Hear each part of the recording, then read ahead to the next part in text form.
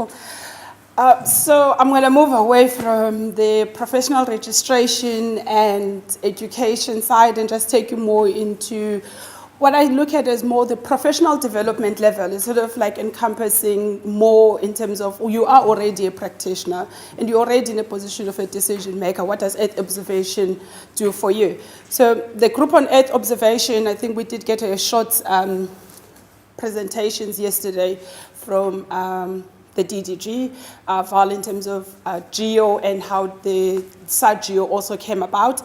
So also we, under the GEO Capacity Building Committee, we started a project called the Group on Earth Observation Network for Capacity Building, GeoNetCab.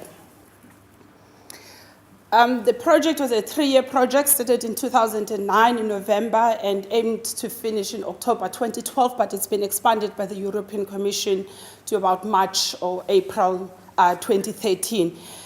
The key focus area was to look at specific regions, Southern Africa being one of those regions, this French-speaking Africa, Central and Eastern Europe, and the spin-off to Latin America and Asia.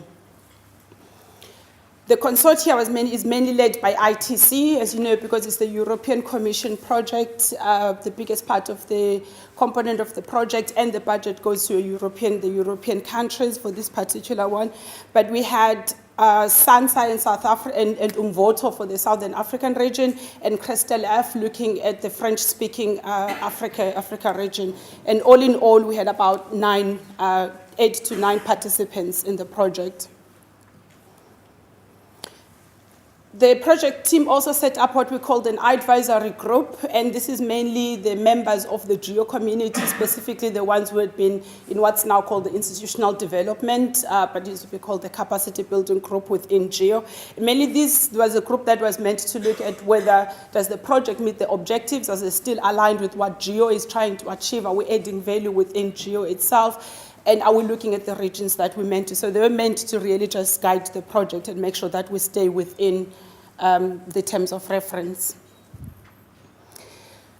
There are a couple of aspects that we wanted to look at, but the key things was really to identify the bottlenecks, to identify opportunities within the Earth observation space, and also to engage in what we call marketing and brokerage. So the whole idea really was to say, well, we've got Earth observation, what can it really do for you? And most of the time we'll find as we go through the slides that we as scientists, especially in the Earth observation field, we know how to process the images, but we struggle day to day with engaging with the decision makers in terms of getting the budget that we need in terms of Earth observation being used in the fields that it actually makes sense on the day-to-day basis when we talk about service delivery in the country. So GeoNetCab aimed to actually try and see if they can be the gap between the scientist and the decision maker.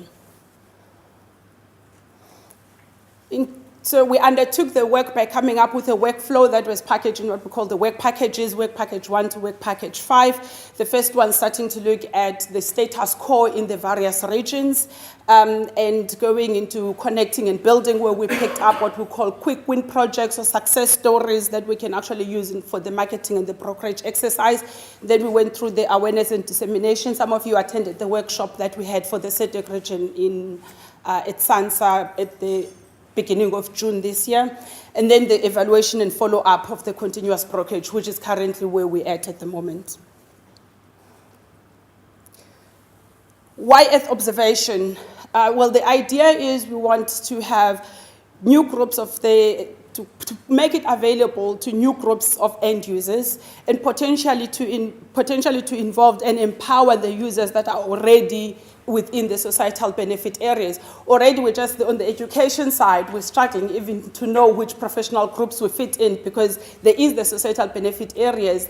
Similarly, there are the science disciplines or other educational disciplines that we come from or we function on most bases, but then there's Earth observation added on top of that. And also to achieve this, we need to build on the strengths, and this is what GeoNetCab looked at. We didn't really look that much in terms of the gaps and spend too much time on the gaps. The key thing was what we know works, how can that be built on going forward? And of course the geos, but this is also on the technical side because that's more on the infrastructure, which is the platform that's meant to be used for all. And to stress again, GeoNetCap was just meant to facilitate the capacity building and brokerage side of a system like a geo system. Because within geo, there is the question that we will build this system, but who's going to use it? Because it's definitely not meant for me as an Earth observation user.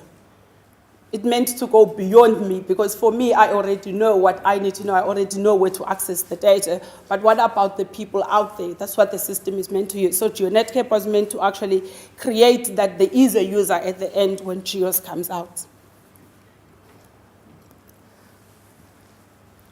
So who are we looking at? There's the decision makers. There's the professionals, the people in this room, and then there's the communities, the people that we serve. And knowing at which space you actually are at any given time, who are you in these three groups at any given time? Because some of us wear different hats at different times. And also, how do you communicate between these two groups? How do you tell a decision maker that the Landsat is actually going to be useful for you? Do you know how you say? Because if you say to your boss that, well, I want Landsat because it's a 30-meter spatial resolution, does he know what you're talking about? He doesn't know what you're talking about. But if you say to him, well, I would rather use the spot imagery, it costs us more, not in this country, fortunately, but in any other country, it costs us more for the spot imagery, but I'll be able to map the houses in the spot image, the individual house. But if I use the Landsat, I won't be able to map an individual house. The decision maker understands this language. So we need to know who we're talking to at any given time and what language to use. There are a couple of definitions and things when we talk about capacity building, human capital development, capacity development. Ultimately, I think they all mean the same thing. It's just that we prefer the semantics sometimes. So for us, capacity building is purely learning and being capable of adding something new and relevant to a previously defined purpose. Something is already there. You need to just learn it and be able to take it and apply it to your own circumstance. The brokerage is more linking the providers and users of a product or a service. Get the people to talk to each other. With capacity development or capacity building, there's one aspect that we normally forget most of the time, and this is the third bullet point on the presentation, which is looking at local empowerment, local ownership, empowerment, and making implicit knowledge explicit. I think I've already given the example. But most of the time, we sort of like just think if you trained people on a course, then that's all that there is to it. The follow-up, so we try and look at, well, the course was provided, but we never go to the follow-up in terms of, did they actually even use what they came to the course for? Were your participants in your course relevant in the first place? And if it's a project, and this is much more relevant in Africa, if it's a project that actually has come and you're working on and it's brought into Africa, is there local ownership to make sure when that project is finished, that project continues? This part of capacity development we normally leave behind.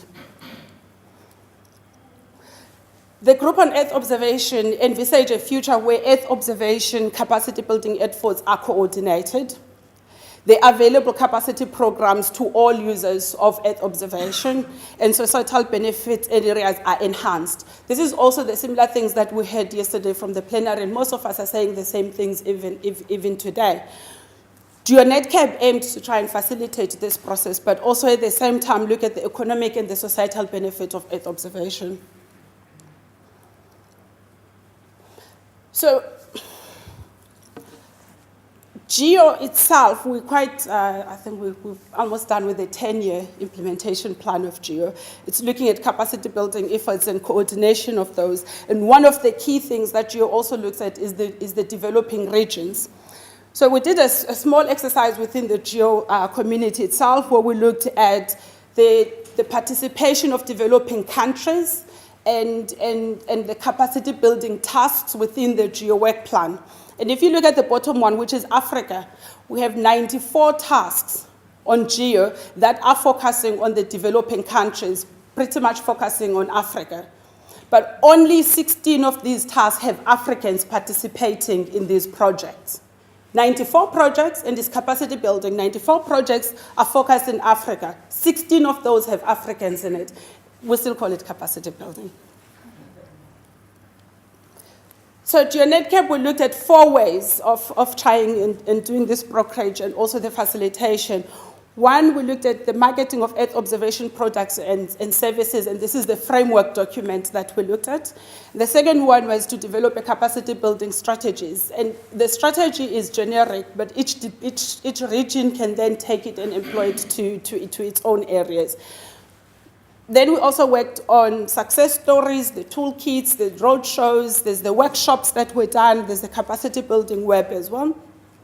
And then the regional studies. The regional studies and the capacity building strategy, one needs to work on it on both. The regional studies, that's where we looked at what the bottlenecks on each region are, what are the opportunities, especially the immediate opportunities and also the long-term opportunities. And part of the dissemination process was to actually let people know of those opportunities in the region. And there is quite a lot that is going on. There is a lot that is going on.